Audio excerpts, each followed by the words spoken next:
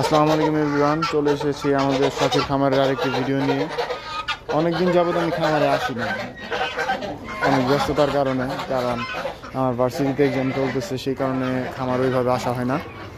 আজকে অনেকদিন পরে আসলাম। এই যে সবসময় বড় ভাই খামারের পরিচালনা করে, কারণ হ্যাঁ খামারটা হেভি।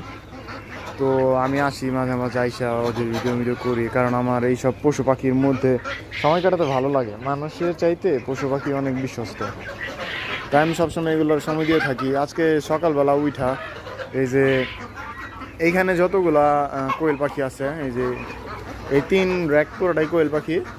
তো ওই যে এইগুলোরে আলাদা করলাম, আজকে ছেলে মেয়ে এগুলোরে আলাদা করলাম। এই পাশে 50টা দিছি, তারপরে যে এখানে ছেলে মেয়েগুলো আলাদা করলাম। আবার এই যে এই পাশে আমাদের এই যে গত কিছুদিন আগের যে ইনকিউবেটর থেকে ফুটানো কোয়েল পাখিগুলো, ওগুলো আছে এখানে। এই যে